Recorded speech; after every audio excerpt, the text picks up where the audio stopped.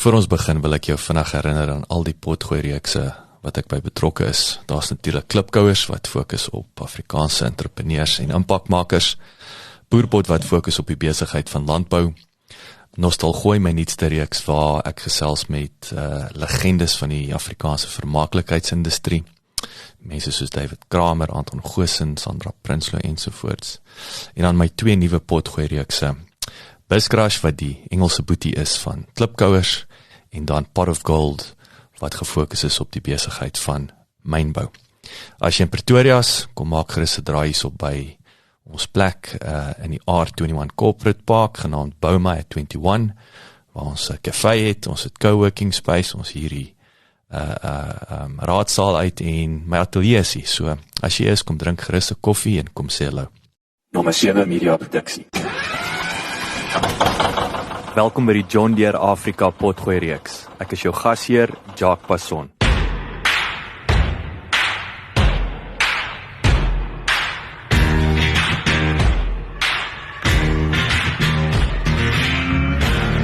Barry Landman en sy 2 broers is 3de generasie sitrusboere op Letsitele naby Tzaneen.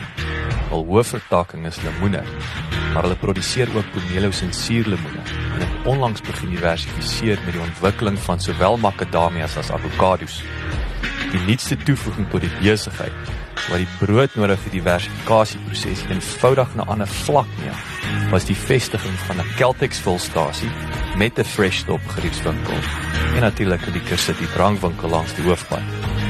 Christie Landbou Boerdery, vernoem na hulle oorlede pa, gee behoorlik gas. Lekker leer en lekker luister.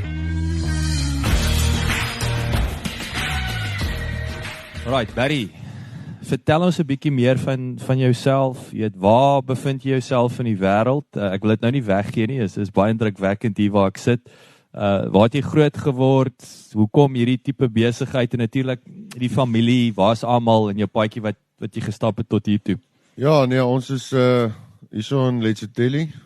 My CLB, dis ons plaas logo of naam, soos jy dit noem. Waarvoor staan CLB? Dit staan vir Christie Landman Boerdery. Dis my pa se voorletters.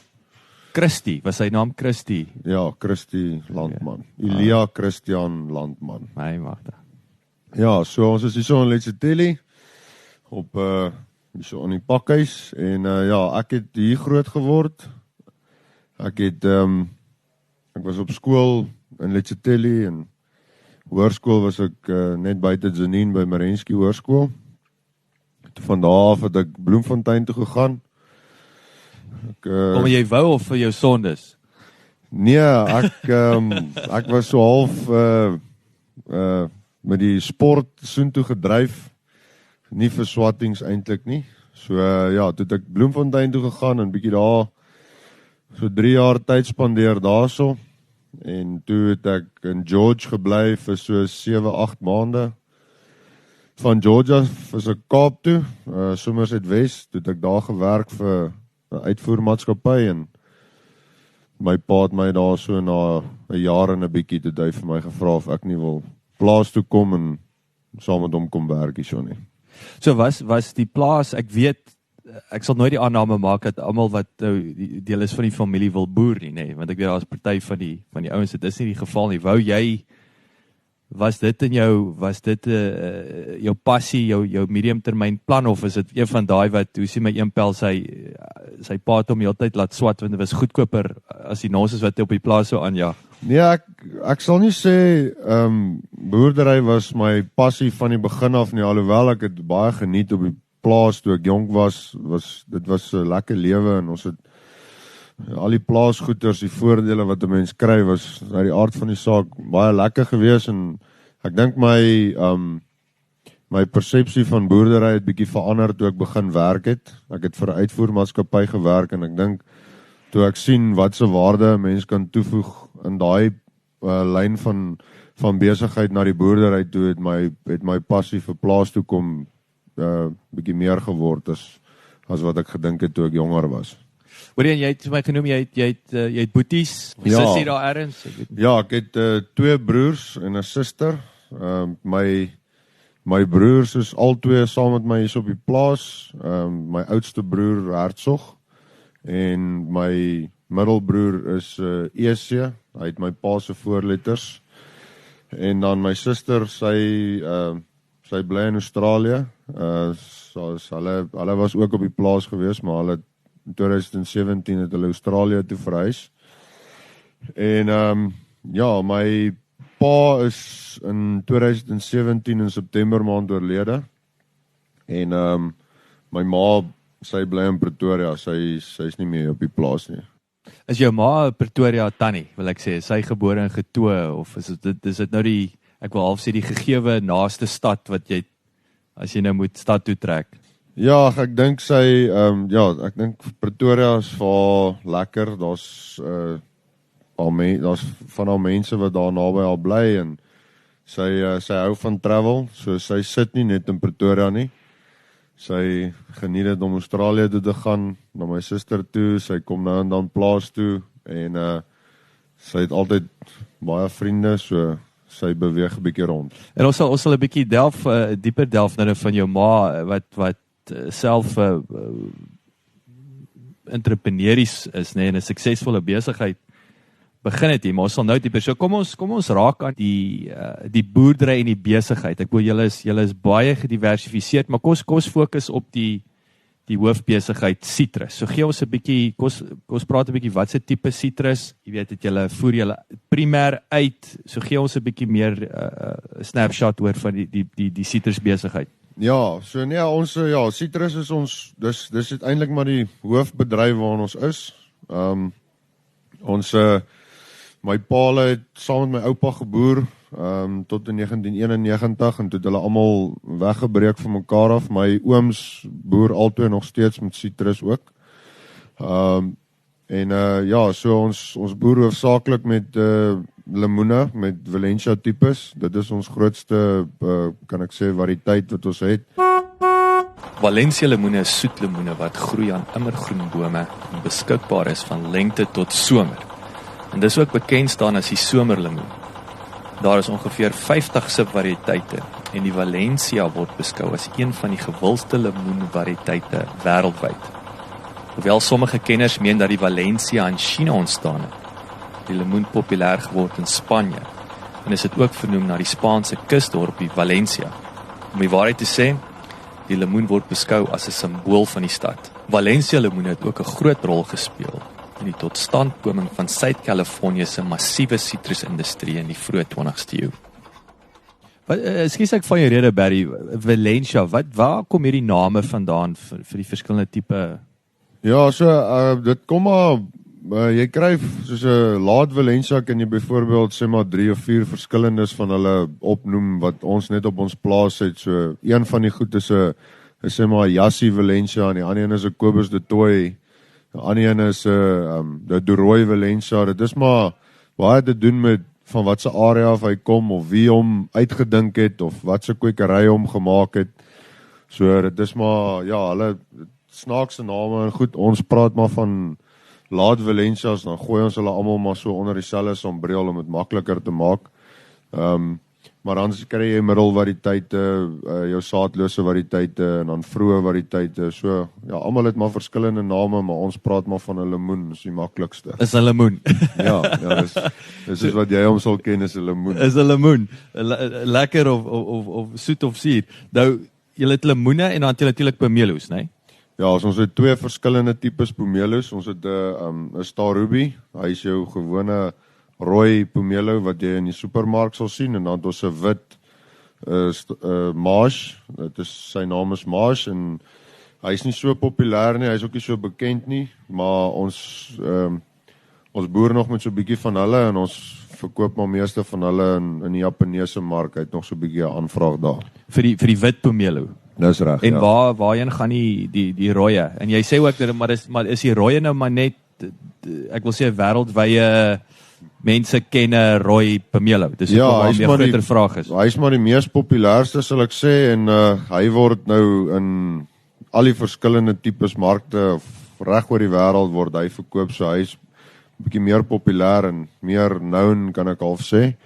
So ja, Star Ruby is maar die mees populairste ene, en dan is daar ander ook wat ons nie hierso by ons het nie, maar hulle almal is staan maar tweede in die ry. So en praat 'n bietjie syfers, jy weet, wat kry jy vir so, en ek weet dit is moeilik om dit terug te bring na selfs 'n eenheid toe, maar wat gemiddeld kos dit vir julle om 'n lemoen te vervaardig? Hoeveel kry julle vir hom op die einde van die dag? So met ander woorde, hoe lyk dit per hektaar, per ton? Gee ons 'n bietjie die syfers. Ja, so daar's 'n paar verskillende faktore as jy wil gaan prys uitwerk, want hoe meer vrugte jy produseer, hoe duurder raak jou verpakking, omdat jy, kom ons vat net 'n voorbeeld, as jy 2000 kartonne 'n hektaar pak, dan is jou kartonne se koste R40,000 vir die bokse. As jy 3000 kartonne op 'n hektaar pak, dan is jou karton koste R60,000 vir die hektaar. So dit hang af hoeveel vrugte per hektaar jy produseer. So hoe duurder dit word, of hoe meer dit word, hoe duurder word dit uit die aard van die saak, maar hoe meer kry jy vir hom terug.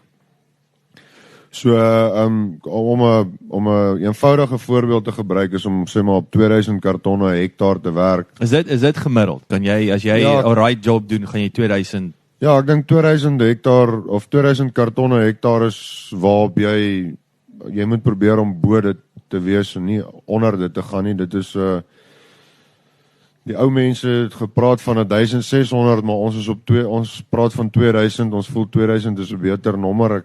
Dit is dalk nie altyd moontlik vir almal nie, want party mense het bietjie meer jonger bome, ander ouens het bietjie meer ouer bome, so hektare wat hulle oes en hektare wat hulle nie oes nie. Maar op ons plaas probeer ons by 'n gemiddeld van so 2000 kartonne hektaar uit te kom. En hoeveel lemoene is in 'n karton? Lemoene, dit wissel. Ek sal sê die mees populairste is 'n telling 72, so met ander woorde 72 lemoene in 'n boks. Maar jy kry verskillende tellings. Jy kry van 'n telling 36 tot 'n 144. Ons pak nou nie meer 144 nie, ons pak nou omtrent net tot op 125. En maar dan die Pomelo is dit weer ander tellings, want die bokse is 'n bietjie anders te geontwerp. So daarso is jou tellingverspreidings nou weer anders te enigiets van 'n 28 of 'n 24 tot 'n 65. So en die suurlemoene is weer van 'n 64 tot 'n 216, waar jy tot 216 suurlemoene in 'n karton pak. Pragtig, en maar dit hang nou alles van die groot obviously nou, nee, dit is. Ja, so nee, dit is nie net van instap en boer nie, daar's so 'n paar goedjies wat jy moet weet.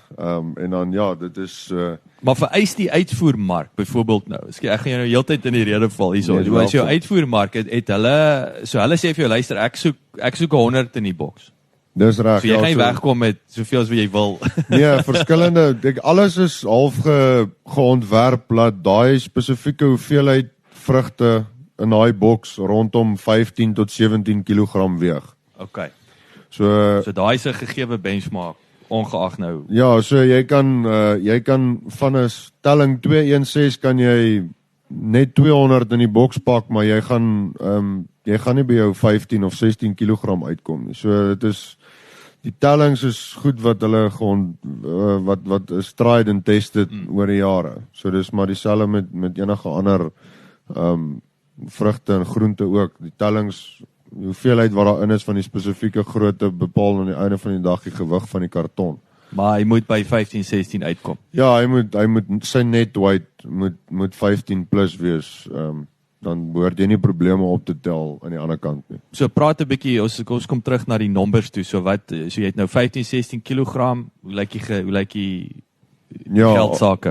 Hierdie jaar spesifiek in 2020 is die aanvraag op lemoene baie goed.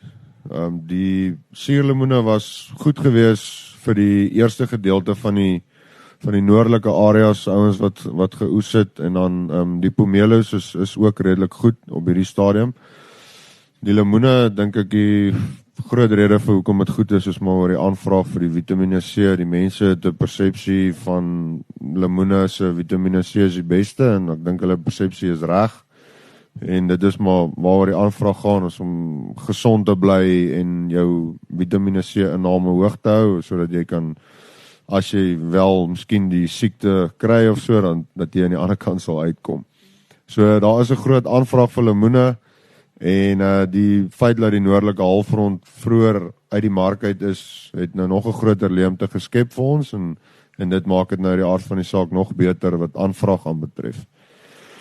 As ons gaan na pryse toe, jou suurlemoen pryse was in die verlede, ek praat nou eintlik van so 5 jaar terug, was baie hoër as wat dit nou is. Suurlemoen was so 10 jaar terug nie 'n verskriklike populêre variëteit om mee te boer nie. Maar nou onlangs het dit bietjie verander. 'n Goeie prys op 'n suurlemoen karton is so R200 afgelewer in die hawe, as ek net op daai vlak van pryse kan werk. As jy R200 vir hom kry gemiddeld oor al jou tellings en jou klasse, dan dink ek het jy baie goed gedoen. Pomelos is so bietjie laer. Pomelos is meer hier in die 140 range.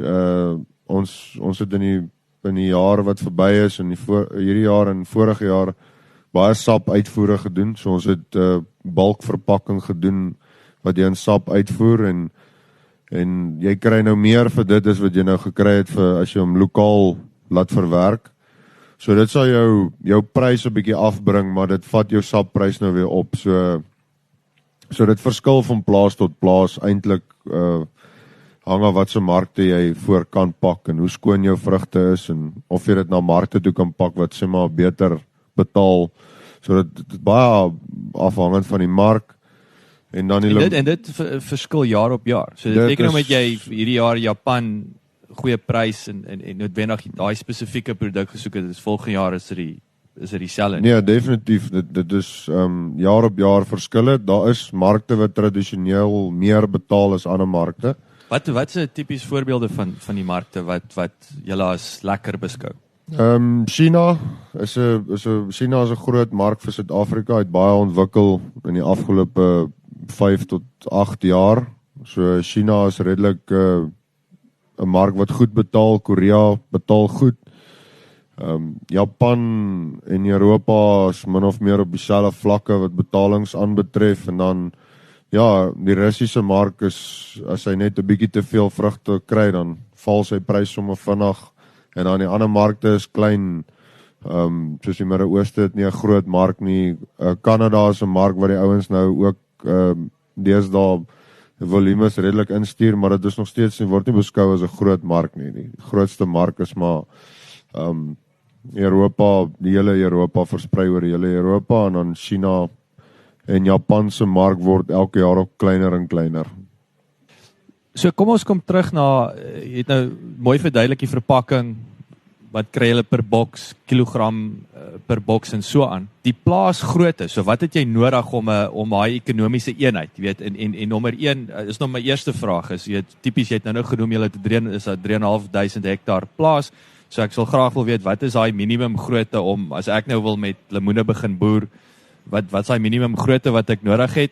En dan nommer 2 is jy weet hoe besluit julle, okay, ons het suurlemoene, is pomelos, lemoene, hoe kry ons daai ratio? Jy weet waar jy weet, luister, ons moet nou 'n bietjie minder suurlemoene plant, ons moet meer fokus op pomelos. Ja, so ek sal sê as jy nie ander besighede het nie en jy het net lemoene, sal ek sê om enigiets tussen 200 en 300 hektaar in ons area se gevestigde blokke te hê is 'n goeie nommer want dit beteken dat jy kan dis lewensvatbaar om 'n pakhuis te bou. Jy weet om die infrastruktuur op te sit om jou vrugte te verpak en daar word baie geld gespaar in dit ook en jy het beheer oor jou produk. Weet jy kan jou oog op dit hou die hele tyd. So ek sal sê dit is die vir my persoonlik dink ek nie kleiner as dit nie. En dis enige sitrus.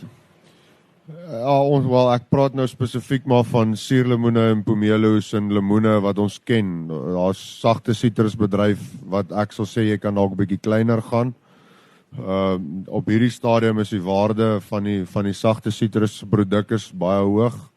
So daar is definitief geleenthede as jy dit nie al gevat het nie. Ek wil nie sê dis te laat nie, maar mense wat die geleentheid gevat het 5 of 8 jaar terug om vir homself 'n 50 of 100 hektaar sagte sitrus verbou het, kan hy huidiglik 'n baie goeie lewe van dit maak. Wat is sagte sitrus voorbeelde? Dis 'n narkie. Dis maar die maklikste manier. Primêr 'n narkie. Ja, dis so ek as 'n Suid-Afrikaner of 'n Afrikaner om vir jou kan verduidelik, is 'n narkie. Daar's verskillende variëteite. Die een het 'n put en die ander een het nie 'n put nie, en hierdie een skil makliker as daai ene en hierdie ene hou langer as daai ene, maar op die einde van die dag is dit vir my maar net 'n narkie. Dit gou terug is so 'n lemoen. Dis reg. Ja, presies. Okay, so en dan so as kyk na 300 hektaar, 200-300 hektaar minimum. En weer eens het julle ook soos wat die groot boere, jy weet, julle ouens konsolideer, julle koop aan. Ek neem aan weer eens grond is 'n skaars ding. Ja, met wat sitrus aanbetref het ons in 2013 laas vir ons 'n sitrusgrond bygekoop. Ons het die afgelope paar jaar bietjie belê in ander tipes boerderye en besighede. So maar dit is die grond in ons area is redelik duur nou. Hier's min boere oor en die groter boere hulle het die ekonomie van skaal om goeie pryse te kan aan te bied vir kleiner boere of mense wat wel wil verkoop. En ja, so ek dink op hierdie stadium is dit baie kompeterend in die Letseteli area omdat die boere almal redelik groot boere is en met mekaar kan kompeteer en die grond is vir almal maar goud werd, so ek dink die ouens sal maklik bietjie meer betaal as wat hy moet net om sy besigheid bietjie groter te kan kry. So julle 3.500 hektaar, is dis suiwer, dis net vir sitrus. Dit is wat die totale hektare is van die grond wat ons besit hierso. Dit is nie noodwendig te sê alles is vol sitrus geplant nie. Ons het so 530 hektaar se sitrus wat geplant is. Dit is omtrent die hoeveelheid sitrus wat ons hier kan boer met die water wat ons het. En dis weer waterregte, né? So dis nie dit laat my selfs soos die Noord-Kaap, as jy met die grond hê nommer 1, nommer 2 as jy met die water hê, anders is daai twee nie saamwerk nie. Ja. Niks. Ja, so jy moet jou waterregte bepaal basies maar hoeveel hektaar jy kan plant.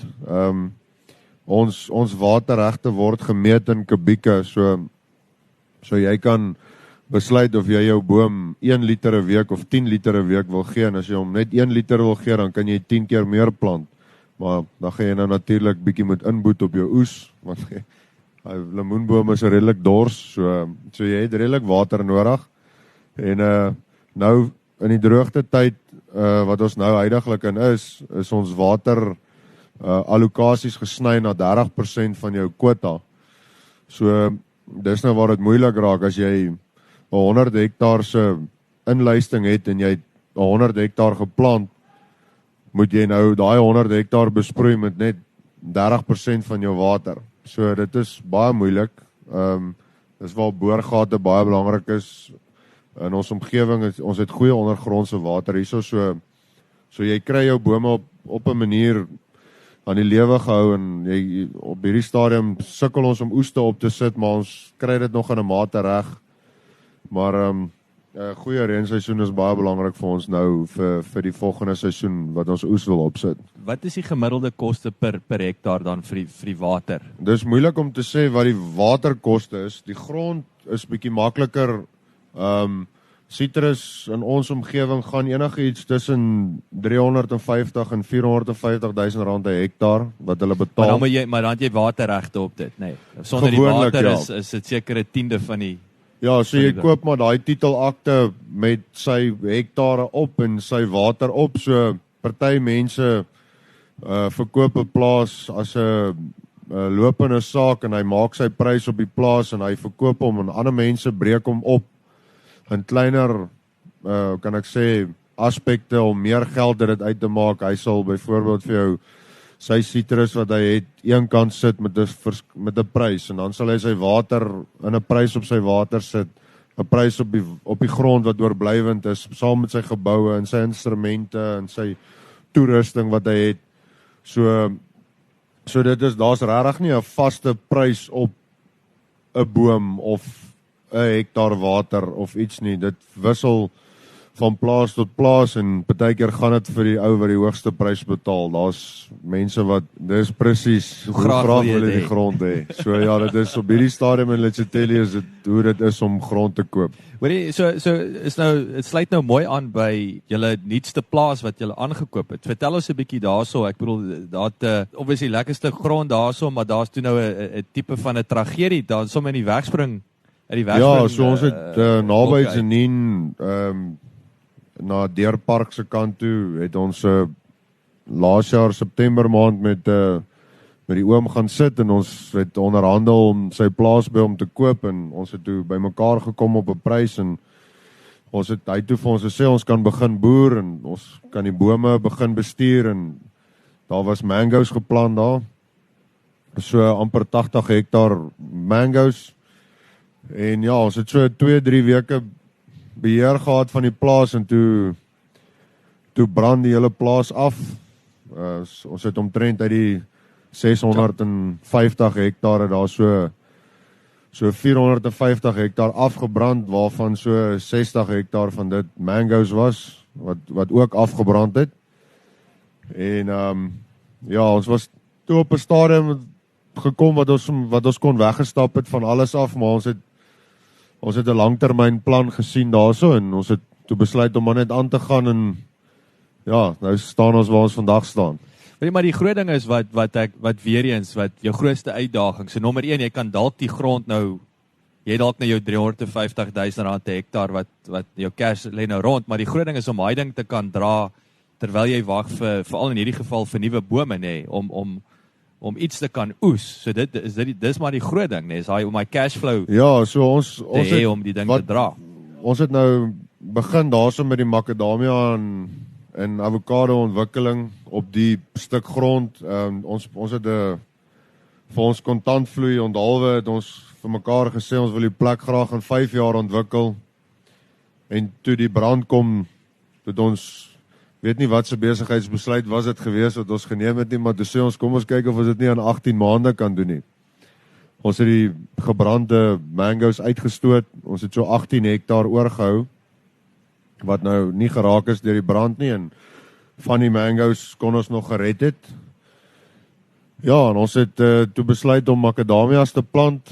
Ons is so Hoekom die makadamia, is dit weer is daai 18 maande, dis 'n vinnige turnaround wil ek sê wat julle soek. Ons wil graag gediversifiseer het in boerdery. Makadamias is een van die goed wat ons wou geplant het, maar ons wou die regte grond gekoop het, vir die regte area gehad het vir dit en ons het 'n goeie area gekry, so kom ons besluit het om makadamias te plant. So het ons daar begin met dit. Ons is amper klaar met ons makadamia ontwikkeling en ons begin nou in September maand met ons avo ontwikkeling. Die avos, die bome is bietjie meer uitdagend om te kry. Ons is gelukkig geweest dat ouens in Nelspruit ons kon uithelp met die regte bome.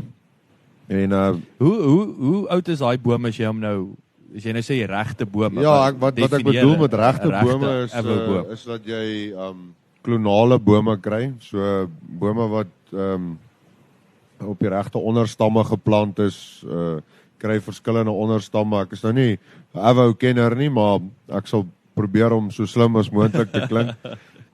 Ons het om die regte onderstamme te kry, die regte kan ek sê variëteit wat jy daar wil verbou en dan natuurlik moet dit uit 'n kwekery uitkom wat ou kan vertrou en dat 'n mens weet die bome en goed wat jy kry is in 'n goeie kondisie en daai tipe goed, so geregistreerde bome wat belangrik is laat die goed nie dat dit die paar maande wat hy in die kwekery is, jy weet, laat hy goed na gekyk word, want die dag as jy hom plant, laat hy dan sterk is en al die kos en die goed wat hy moes gekry het, dat hy kan reg produseer die dag as dit sy beurt is. Ek wil verder aansluitingsvraag met die bome. Jy het jy genoem van die ouderdom van die sitrusboom. Hoe werk dit? Hoe oud? Wat is wat's die rakleeftyd van 'n tipiese sitrusboom versus, en verskil dit nou is weet 'n suurlemoen versus 'n pomelo versus 'n lemoen, en dan in vergelyking nou met 'n avo wat ek nou gister geleer het is 'n bessie. En nie 'n vrug nie. Ek was baie slim. Ek het gedag ek weet dis nie 'n groente nie, maar toe is ek ook verkeerd met die vrugte deel. So hoe vergelyk daai boom? Ja, so ek dink 'n sitrusboom se leeftyd as 'n reël is tussen 30 en 35 jaar. Ons het bome uitgehaal nou wat in daai omgewing is. Maar ek dink nou vorentoe gaan ons dalk sien dat bome ouer word met die tegnologie wat verbeter. Daar's baie meer data wat jy kry op jou bome wat slim manne nou grondontledings kom doen en blaarontledings en seker te maak dat jy gee vir jou boom die regte kos en daai tipe goed. So dis 'n ding wat volgens my in die laaste 10 jaar redelik vlam gevat het, is die ontleding van die boom en die ontleding van die grond wat baie meer in detail nou is deesdae. So ek dink vir die toekoms, ek is nie lus om 'n nommer op dit te sit nie, maar ek sal nie sê dat bome nie 40 jaar oud kan word nie, maar 35 jaar vir 'n lemoenboom of enige variëteit wat ons verbou, lemoene of pomelos of suurlemoene, dis nie snaaks om 'n boom te sien wat 35 jaar oud is nie. Maar dan kyk hy ook nou weer na sy historiese data van hoeveel as sy produksie begin afneem of as al baie van die bome begin doodgaan in die blok om 'n finansiële besluit te neem en dan om hom dan weer te hervestig. So daar's, ek sal sê tussen 30 en 35 jaar is 'n goeie nommer om op te werk, maar wat die toekoms inhou, dit moet ons nog lank genoeg lewe om te sien hoe ver die bome gaan. So in terme van die besigheid, so ek sê julle is ongelooflik gediversifiseerd. So ons het nou om terug te kom, die kernbesigheid sitrus, julle het nou die nuwe plaas gekoop vir macadamia, neute en avo.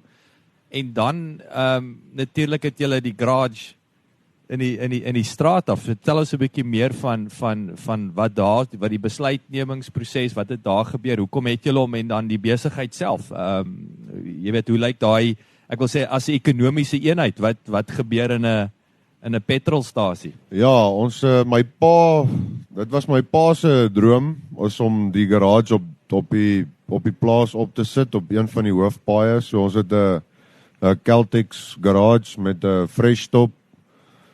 Dis 'n convenience winkel, as jy dit so kan noem, en dan dis Caltex se supermark, nee. Ja, dis reg, ja. Fresh stop. Ja. En dan het ons 'n drankwinkel ook op die perseel, is 'n Liquor City. So ja, my pa wou baie jare terug wou hy dit gedoen het, en hy het uit die aard van die saak die proses aan die begin het hy aan die gang gesit, en hy het ongelukkig nie lank genoeg gelewe om die finale produk te sien nie, maar ja, ons het in einde 2017 het ons begin bou aan die garage, toes al die lisensies in plek en al die... Hoe lank het dit gevat? Wat was dit 'n komplekse proses tot waar jy nou mag? Ja, ek sal sê vandat ons begin het met die eerste vergadering met 'n vrou wat ons gehelp het met die hele proses totdat die plek gestaan het, was seker 'n goeie 8 jaar gewees. Ja, so dit het lank gevat. Ons het 'n paar struikelblokke gehad op pad soontoe. Die vrou wat ons saam mee gewerk het, is ook in die proses oorlede, en daar het 'n paar goed weggeraak wat normaal is, en informasie wat ons nie kon kry nie, wat jy prosesse weer van die begin af moes. En toe ons op 'n punt gekom het waar ons wou bou, en daar was 'n bietjie finansiële probleme weer, en so gaan dit maar aan. Yes. En ja, in 2017 het ons 'n baie goeie oes gehad met die lemoene en ons finansiële posisie het ons toegelaat om die Caltex op te sit en ja, so 8 of 9 maande later toe is hy op en hy is vandag nog daar en dit gaan redelik goed. Jy het vir my 'n fascinerende ding vertel vroeër van hoe daar's 'n gemiddelde spanderingsbedrag per liter wat hulle uitwerk en dit sluit nou nie die petrol op sulke, dis vir elke liter petrol wat ingegooi het, is dit 'n X bedrag wat in die winkel spandeer word. So vertel ons 'n bietjie meer van daai sommetjie. Ja, dis 'n som wat gemaak word uit ook maar data wat mense seker maar oor die jare bymekaar gemaak het van volstasies en hoe dit werk.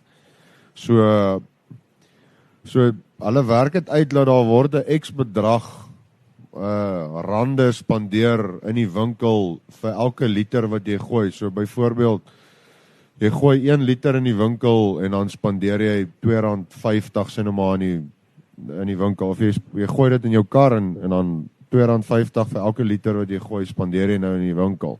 So net om vinnig 'n sommetjie te doen, so die gemiddelde ou gooi 30 liter petrol en so volgens hierdie sommetjie gaan hy ten minste R90 spandeer. Ja, 30, R75. 75 Ja, so ons wat ons winkel uniek maak is ons gooi nie noodwendig verskriklik baie liters in ons winkel of op die volkort nie, daar by die pompe nou nie. Maar waar die winkel is, saam met die drankwinkel is 2 tot 2,5 keer meer wat jy spandeer per liter wat gegooi word. So ons praat jy so julle genereer gemiddeld hier R5 vir elke liter wat ingegooi word. Ja, dis reg. So daar's 'n eenvoudige rede vir dit. Dis maar net ons het baie publieke vervoer wat hier verbykom en waar 'n gemiddelde ou in Pretoria byvoorbeeld in sy kar uitklim en petrol ingooi en vir 'n koeldrank gaan koop, kom hier publieke vervoer verby en daar word 1 bakkie of 1 taxi volgemaak en daar's 8 of 9 mense in die winkel. So ja, dit maak ons winkel uniek en ons drankwinkel doen ook redelik goed. Maar ja, ons jaag definitief nie die liters nie. Die winkel help definitief om daai bietjie minder liters wat 'n ou gooi die garage suksesvol te maak, ja. En ek wil amper sê dit klink nou na 'n van selfsprekende vraag, maar ek wil COVID nou drankwinkel seker nou nie 'n lekker jaar as gevolg. Daai maar nou weer die supermark neem ek kan doen nou weer goed en die petrol natuurlik. Ons het dan die begin daai eerste 3 weke se kan ek dit noem die hard lockdown wat ons gehad het ons definitief op die petrolverbruik gesien dat daar groot afname is. Ons het ten minste 30% verloor op jou liters wat jy gewoonlik gooi. En ja, die drankwinkel was moeilik om toe te hou, maar ons het hom toegehou. Ons het maar mense wat staan in bedel vir hulle. Ja, so nee, dit is maar jy word met 'n valkoog dopgehou van wat in en om die drankwinkel aangaan. So ja, nee, ons het hom toegehou en daar's natuurlik nou nie enige omset wat daar gegenereer word nie. So dit definitief 'n invloed op die besigheid. En dan ja, hulle het op 'n stadium met hulle ons warmkos afdeling in die winkel ook toegemaak. So daar's baie goed wat gebeur het in die garage of ek sal sê op die site wat van die geld weggevat het wat moeilik was.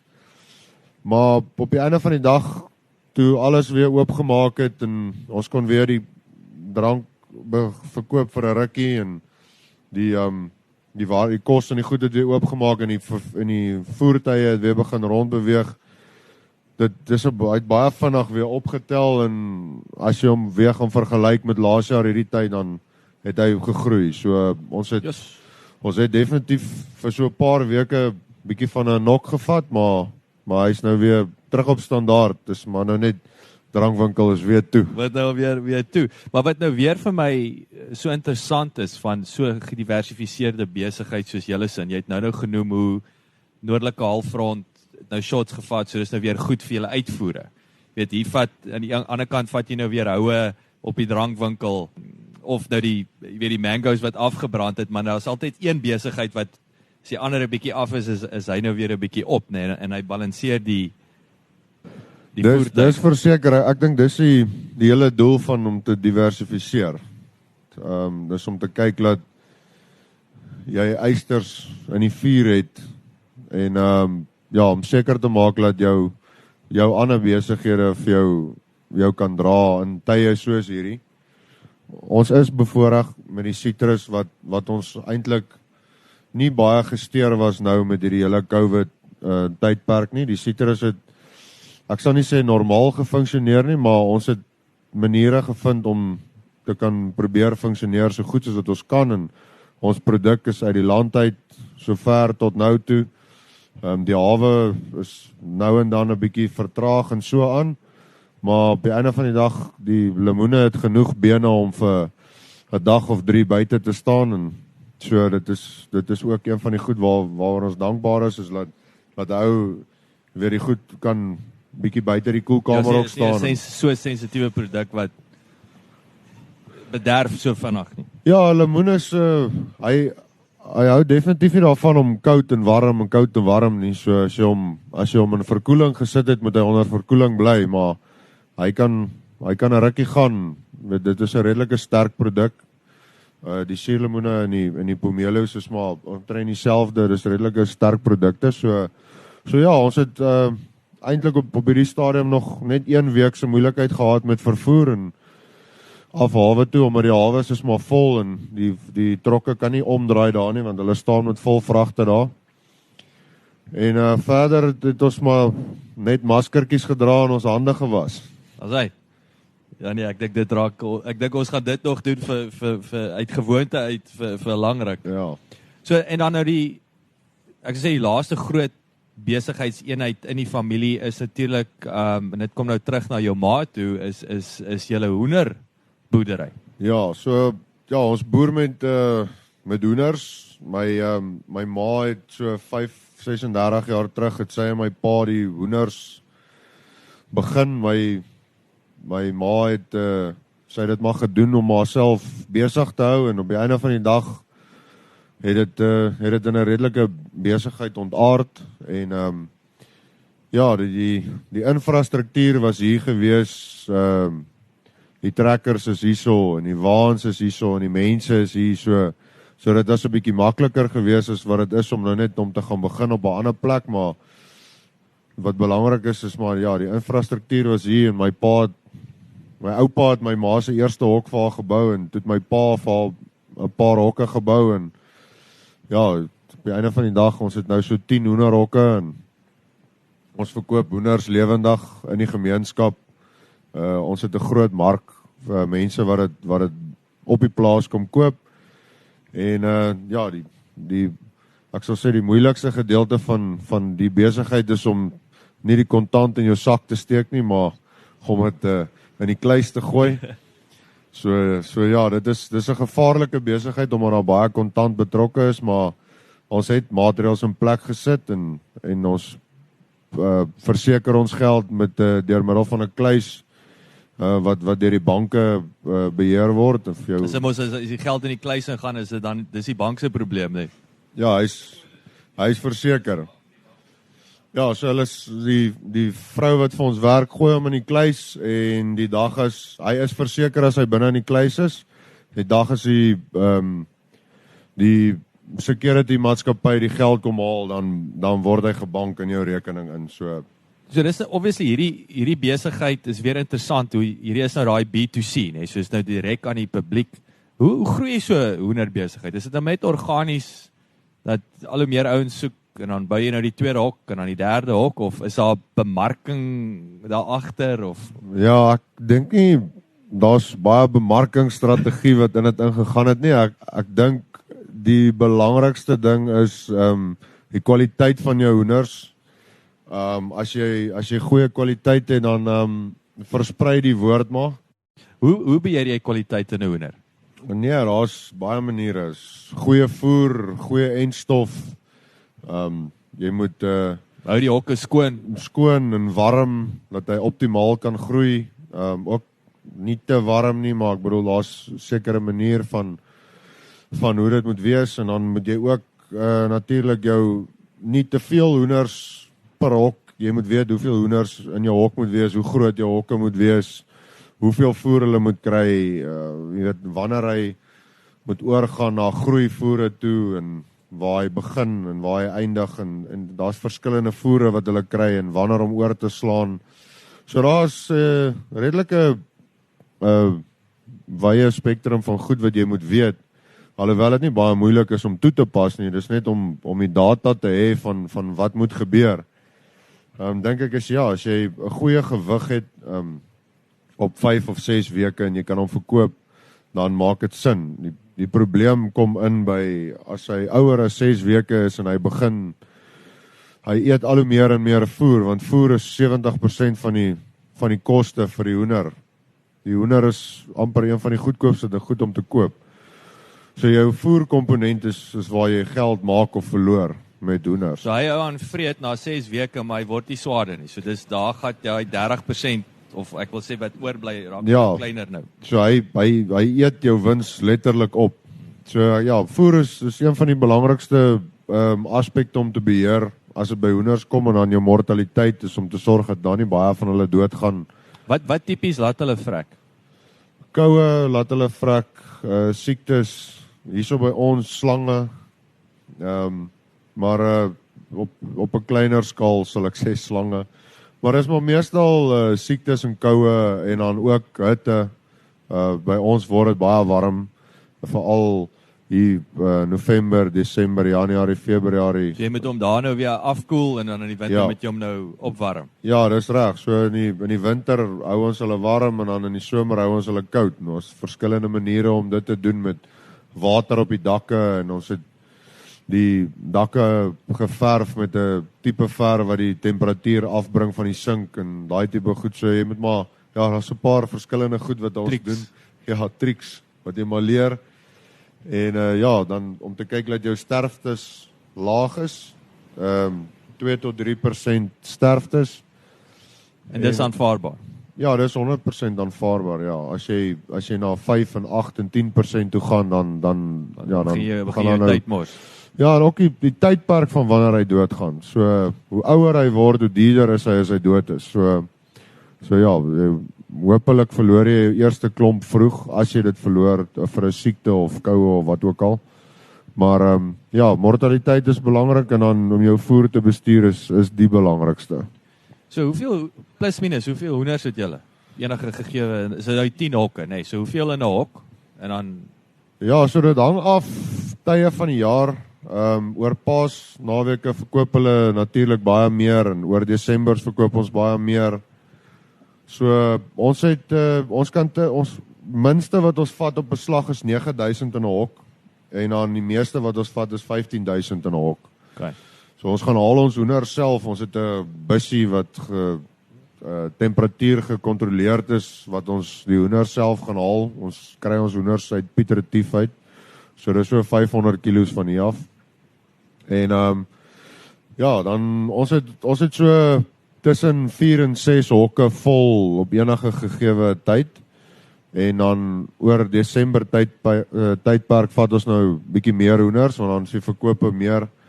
So ons hardloop so tussen 2 en 3000 hoenders 'n dag en dan wat jy verkoop en as jy gaan Desember toe gaan kan jy enigiets tussen 6 en 10000 hoenders 'n dag verkoop. So dan moet jy net hemel. Ek wil jou administratiewe proses klink of dit 'n dagmerrie kan wees om ja, jy moet net genoeg hoenders hê.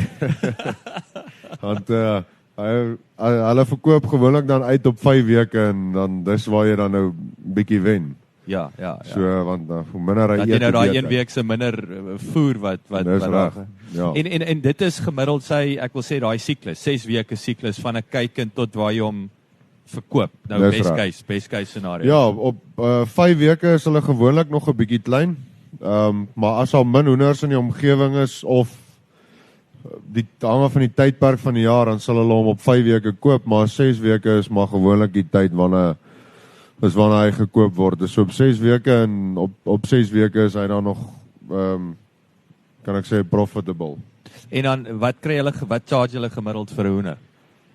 So ons verkoop hulle 1 vir R55 per hoender en mense wat in bulk koop betaal R50 en dan as jy oor 'n sekere hoeveelheid gaan hier na 1000 op beslag toe, dan betaal jy nou so R1 of 2 minder. So dit hang maar af van die volume wat jy vat en hoeveel jy op beslag vat, want as hy daar in die hok staan waar jy hom nou verkoop, maar eet hy nog steeds voer, so sien. So ja, as jy 'n klomp op beslag vat, dan kan jy hom nou vir goedkoper kry, maar as jy net bietjie vat, dan betaal jy nou so 'n bietjie meer. Dan sê 'n bietjie meer. En dan laaste vraag oor die besigheid, dan wil ek 'n bietjie dieper delf in tegnologie en goeders. Wat is die rowwe split van julle besigheidseenhede? So Citrus is 'n persentasie, die petrol, die volstasie en dan nou die hoenders. Ja, ek dink as jy gaan kyk na omset gewys is ons Citrus seker so 60% van die hele besigheid. Waar ons jou garage het 'n redelike groot omset ook, want dit is baie liters wat gegooi word. Die garage is so seker so 20%, dan so 15% is die hoenders en dan so 5% die beeste. Die macadamias en die avou sal sy rol speel die dag as daar geld inkom. Op hierdie stadium word daar net geld uitgegee. Ja. So dis nou 'n persentasie, 'n rowwe persentasie van omset in terme van winsgewendheid. Hoe sal daai prentjie lyk? Ek dink as jy die hoenders gaan vat vir sy omset, maak hy die grootste persentasie wins. Dis 'n baie lekker besigheid. Ja, hy het 'n goeie kontantvloei en ja, dis maar net hy persentasie gewys maak hy konstant die meeste wins vir sy omset, dat ek dit so sê. Ja. Die Citrus, as jy produksie en prys het, dink ek nie daar is baie goed wat by Citrus sal kom nie. Dit is maar net, ons is baie gebonde aan wisselkoers, markte, ander lande wat rol speel in 'n mark waarin jy gaan wat prys bepaal. So Citrus is wisselvallig, maar wat produksie aanbetref het jy kan 1 jaar 'n miljoen kartonne pak en volgende jaar pak jy 700,000 en jou uitgawes, jou vaste kostes bly dieselfde en daai tipe goed. So die Citrus is definitief 'n winsgewende besigheid om in te wees, maar daar's baie faktore wat buite jou beheer is, wat jy nie jou winsmarges op kan beheer nie. So, maar bygesê is, as die Citrus aan is, dan gaan hy die hoenders pak slaag gee. Maar ek dink as jy dit gaan vat konstant, is maklik om jou hoenders se budget te doen. Is bietjie moeiliker om jou Citrus se inkomste te begroting te doen. En is dit 'n baie meer kompleks besigheid, nee, hoe groot die Citrus is, die grootste. Kyk na jou pakhuis, daar's baie meer letterlik en figuurlik, soos jy sê, moving parts, nee. Ja, dis 'n feit. Ja, so nee, die Citrus is 'n bietjie meer ingewikkeld. Die garage, die Caltex is hy word deur die plaas besit. So hy maak op hierdie stadium niks wins nie. Dit wat hy maak hy moet sy skuld afbetaal by die plaas. So hy is definitief winsgewend, omdat hy 'n baie groot omset het, is sy persentasie op winste weer laer. Jy's baie gebonde aan jou rabatte en jy moet na jou overheads kyk en hang af hoeveel geld jy op hom skuld natuurlik en al daai dinge. So die garage is definitief, hy het 'n groter omset as die hoenders. Die hoenders is al 35 jaar wat ons hulle boer. Die garage het in sy eerste jaar 'n groter omset as die hoenders gehad. Maar dit is maar net die tipe besigheid wat dit is. En dan, ja, sy winspersentasie is natuurlik ook kleiner. Ja. Die beeste is 'n lekker ding om te hê, veral as jy in die moeilikheid is, dan kan jy vinnig beeste verkoop om 'n paar rande los te maak. Maar my middelste broer, hy is saam met een van ons plaasbestuurders en beheer van die beeste en hy het hoeveel beeste het julle en waarmee wat se tipe beeste boer? Ons het in totaal so 350 beeste. Dit word opgemaak deur boevelders wat op hulle eie loop, wit Brahmane wat op hulle eie loop en dan 'n paar kommersiële beeste wat meestal Simbra en Simmentaler en daai tipe beeste is. Dit is 'n besigheid wat by ons op hierdie stadium nog nie eintlik wins maak nie, maar hy verloor ook nie geld nie. Dis maar net my pa het beeste gehad en ons het beeste verkoop en ons het dit weer saam met my pa begin bou en die sentiment is net so dat ons hom nou nie wil los nie. So ons hou aan met dit en daar is definitief lig aan die einde van die tonnel met die beeste. Ons is besig om ons nommers op te tel, so jy gaan nie nou wins maak nie. Soos wat daar geld beskikbaar is, dan koop jy maar aan. Waarheen, hoe ver wil jy hom vat in terme van hoeveelheid beeste, hoe groot wil jy hom groei? Ja, ek dink as ons op hierdie stadium kom ons baie goed reg met die grond wat ons beskikbaar het vir beeste. Ons hoef nie addisionele grond te gaan bykoop om ons beeste te akkommodeer nie. So ons het so 'n bietjie oor 1000 hektaar op die een op hierdie stuk plaas wat ons nou op sit. Dan het ons so nog 400 hektaar op 'n ander gedeelte en nog so 300 hektaar op 'n ander gedeelte. Dit is vorm nou deel van daai 3.500 hektaar waarvan ons vroeër gepraat het. En dan die nuwe stuk wat ons bygekoop het ook 'n bietjie potensiaal vir beeste. So ons sal nie sommer oor die 500 gaan, glo ek nie. Ons wil nie gaan grond bykoop om beeste te boer nie. Ons wil die beeste boer met die grond wat ons huidiglik het. So ons gebruik daai grond wat basies oop staan en beeste is die beste ding op hierdie stadium vir ons om daai grond te gebruik so goed as wat ons kan. Wat is die ek weet dit is moeilik om altyd net aan een ding. So ek sê wat is die 2 belangrikste besigheidslesse wat jy tot dusver geleer het? En ek wil jy het nou lekker verwysingsraamwerk hier so met verskillende tipe besigheidstipes. Ja, ek was baie bevoorreg geweest dat ek was jonk toe ek op die plaas aangekom het. Ek was so 23, 24 en ek het vir omtrent so 6 jaar saam met my pa gewerk. So besigheid, hy het van die begin af vir ons baie tou gegee, wil ek half sê, in die besigheid. Hy het vir ons vrye teels gegee om besluite te neem, saam met hom natuurlik, maar hy het geluister as 'n ou praat en hy het nie net alles afgeskiet en so. My pa het redelik baie goed vir ons geleer, maar ek dink die belangrikste les wat ek in my spesifieke bedryf van uitvoer geleer het, is om te besop met wie jy werk. Mense wat jou indoen, mense wat jou wil, ek wil nou nie lelik praat nie, maar mense wat jou wil, wat iets van jou af wil wegvat. So ja, ons het 'n duur les al geleer wat ek nie oor wil uitbrei nie, maar ons het in 2014 het ons 'n groot finansiële knou gevat. En dit was een van die belangrikste lesse wat ek geleer het, is om baie seker te maak met die ou met wie jy werk in besigheid. Maak nie saak wat se vriend hy van jou is of enigiets nie, is om seker te maak jy kies die regte partners vir jou besigheid.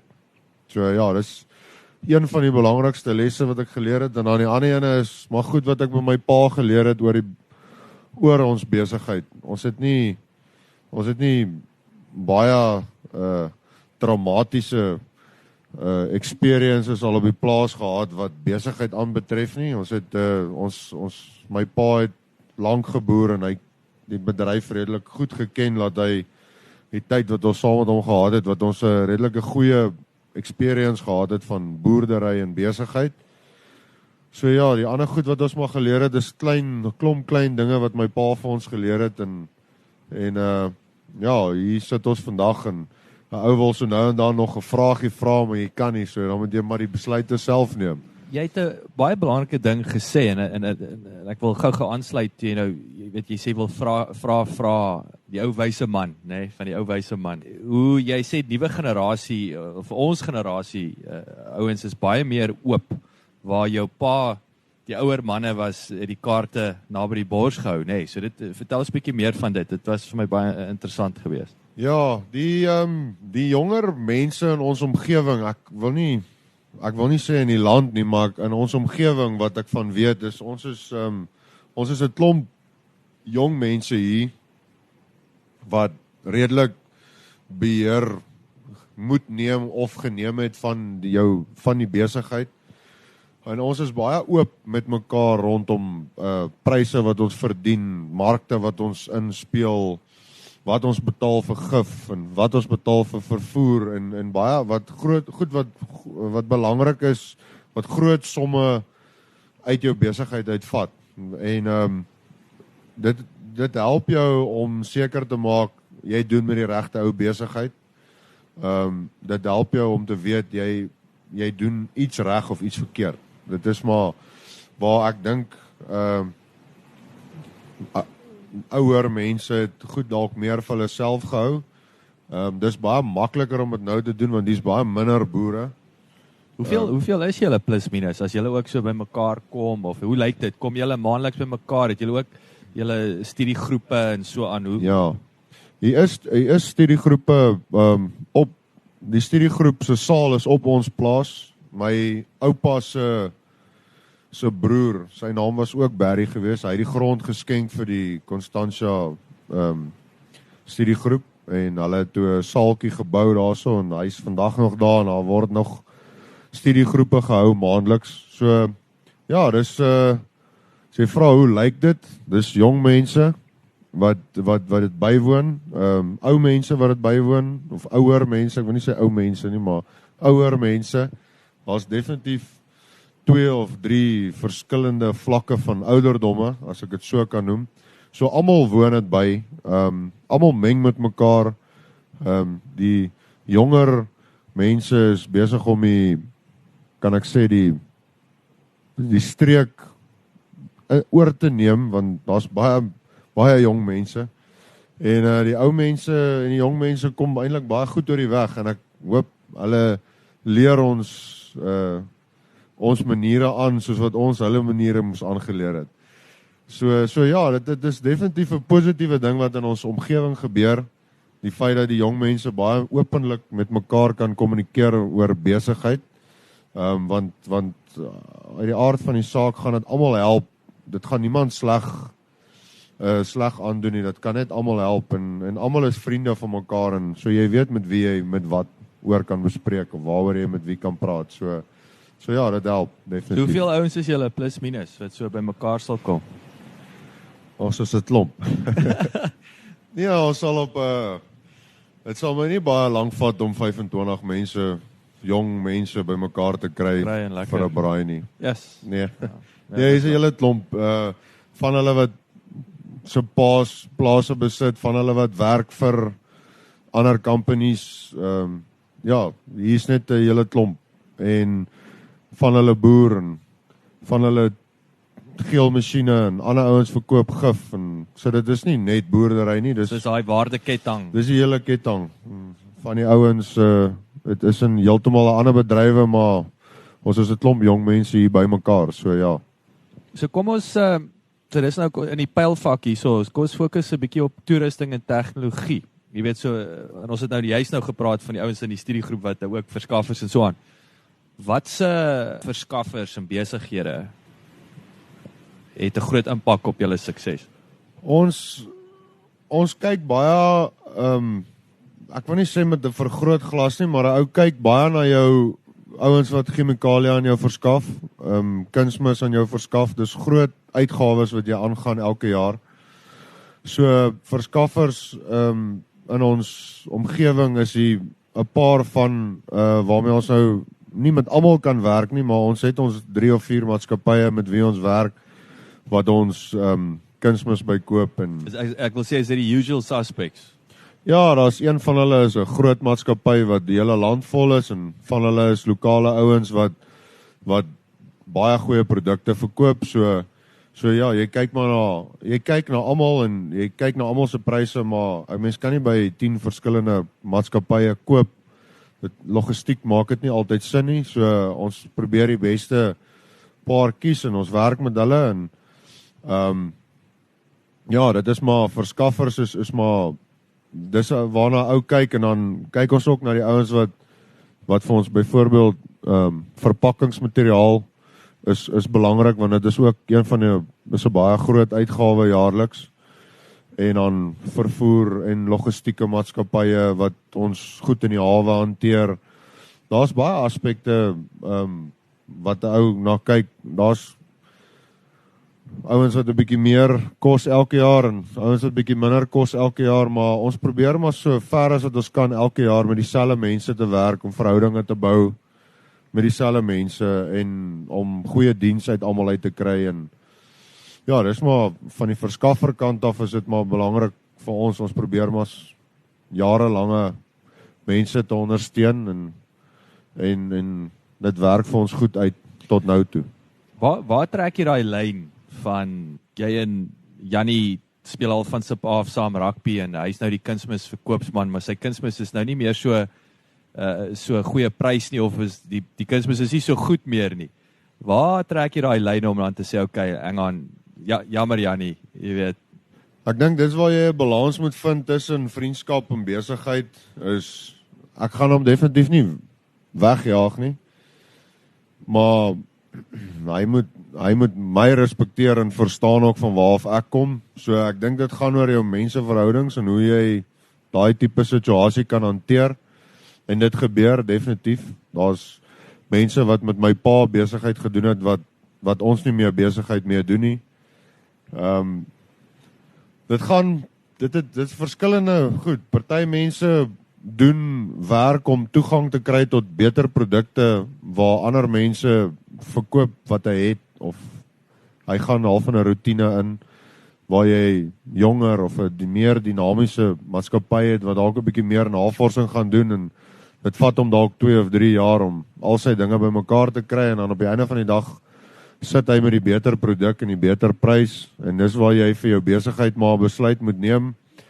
En dan is die onus maar op die ou wat die geleentheid gemis het om te verstaan hoekom jy nie met hom besigheid doen nie. Maar daar is definitief 'n mooi manier om met mense te werk wat jy van plan is om nie meer saam met jou vorentoe te vat nie. Maar dis waar daai ou moet besluit of dit vriendskap of besigheid is en waar hy daai lyn moet trek en daar's baie mense wat nie daai lyn kan trek nie en ongelukkig is 'n mens nie meer vriende nie, maar ja, mens probeer dit maar so civil as moontlik hou. En ja, ek sal nie sê ons het vyande in die area nie, so ek dink ons doen alright. Jy het nou genoem in terme van die tegnologie ding hierso is die kameras wat die gradering van die vrugte. So jy sê dit, vertel ons 'n bietjie meer van dit want dit klink vir my na 'n baie indrukwekkende stukkie tegnologie en 'n kritiese tegnologie. Vir 'n pakhuis wat lemoene verpak is 'n goeie of ek wil nie sê 'n goeie masjien nie, maar is hierdie tipe masjiene die belangrikste deel van 'n pakhuis. Is jou kwaliteit wat aan die einde van die dag in jou karton ingaan. So ons het hierdie optiese masjiene, ons het 'n Mavroda en jy kry verskillende tipes. Mavroda Agrobotic ontwerp en produseer aangepaste sleutelpuntoplossings vir verpakking van vrugte. Deur die toepassing van hoë tegnologiese stelsels vir gewiggradering, kleur- en deursnee sortering, sowel die inspeksie van eksterne en interne kwaliteit, voeg Mavroda enorme waarde by tot die waardeketting. Hulle oplossings dek die vrugte- en groenteketting in sy geheel, van verskaffing tot verpakking en palletisering. Verder wy die Mavroda groep sowat 3% van hulle jaarlikse omset aan tegnologiese navorsing en innovasie. En hierdie voortdurende belegging sorg dat hulle kliënte aan die voorpunt van tegnologiese vooruitgang bly. Maar hy presteer ook net so goed soos wat hy gestel word om te presteer.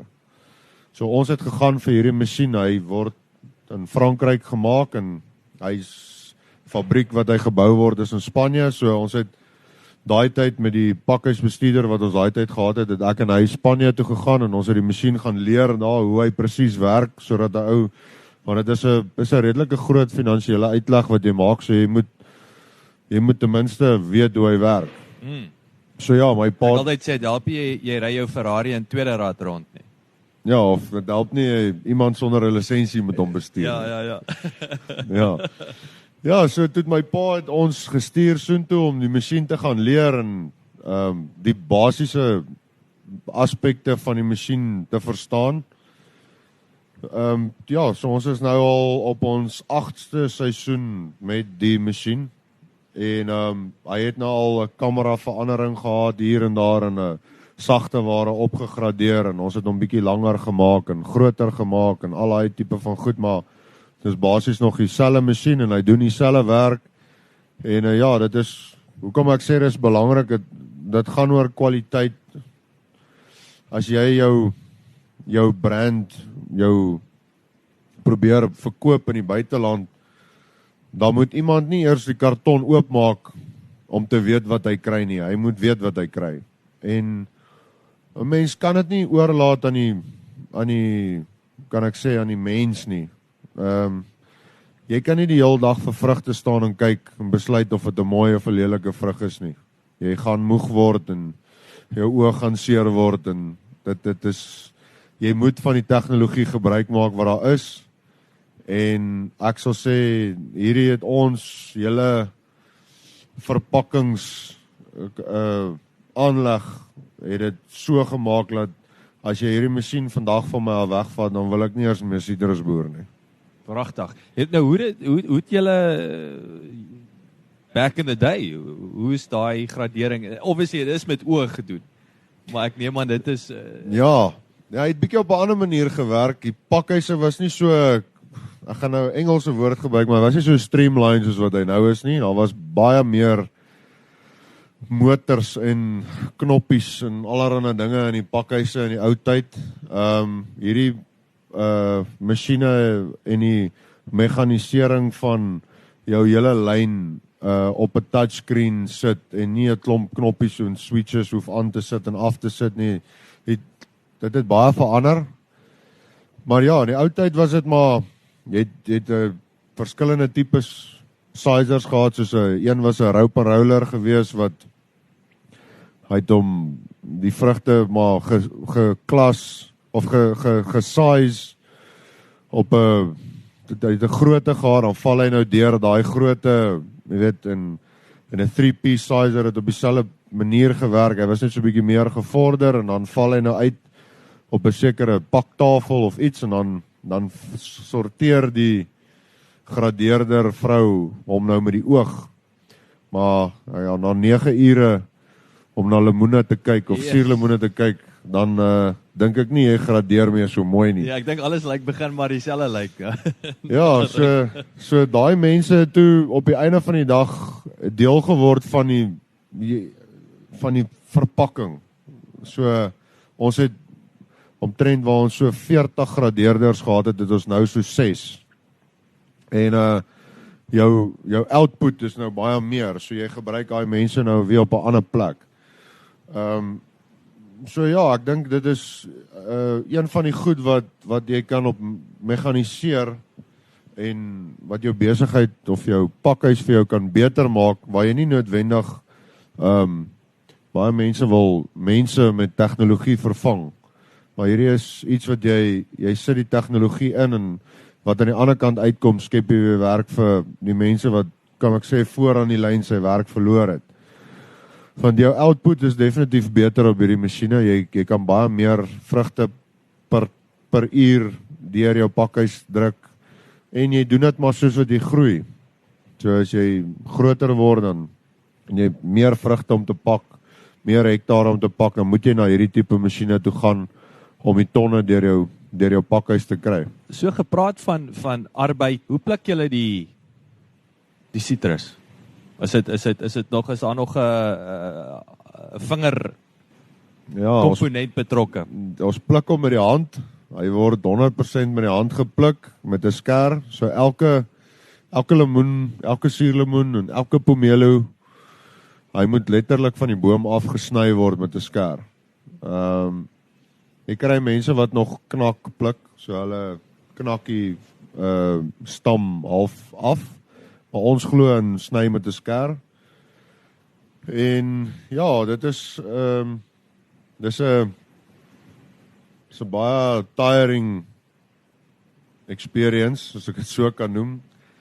As jy in die boord staan en jy gaan kyk wat daar gebeur, dit is letterlik mense wat rondhardloop en pluk en dit is ongelooflik besig daarso, so dit is 'n bietjie chaos, maar dit is gecontroleerde chaos. Hoeveel mense is daar as julle nou baie besig is? Ons het so 150 mense wat pluk en dan saam met dit is daar nou 'n klomp ander mense wat ander werk rondom die pluk doen, soos lemoene optel en voormanne en mense wat die trekkers ry en die waantjies pakhuis toe sleep en so ja, mense wat aktief pluk so 150 en as ons dis nou in 'n jaar soos hierdie wat ons nie so baie ons het nie 'n rekord oes nie.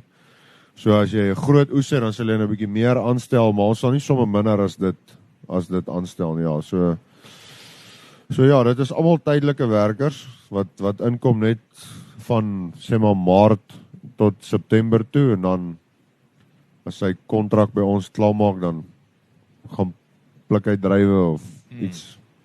Ek weet nie eintlik waar toe gaan hulle. Ouens kom weer terug en ek neem aan dis ook is daar agentskappe wat die arbeid verskaf of is dit het julle nou maar daai individuele verhouding met die mense? Ja, nee, ons het meeste van ons mense kom terug. Ek wil sê omtrent 90% van ons plikkers kom elke jaar terug. Ons doen alles binne huis. Ons het nie kontrakteurs of iets wat ons dames in die kantoor en my pakhuisbestuurder, hy is kan ek sê half in beheer van die plikkers en die lone en al daai goed doen ons alles hierso so. Dit is 'n bietjie duurder om kontrakteurs te gebruik, maar my pa het dit so gedoen, my oupa het dit so gedoen. So dis maar net julle manier van operate. Ja. Alright, Barry. Dis nou heerlik. Dis 'n goeie onderhoud.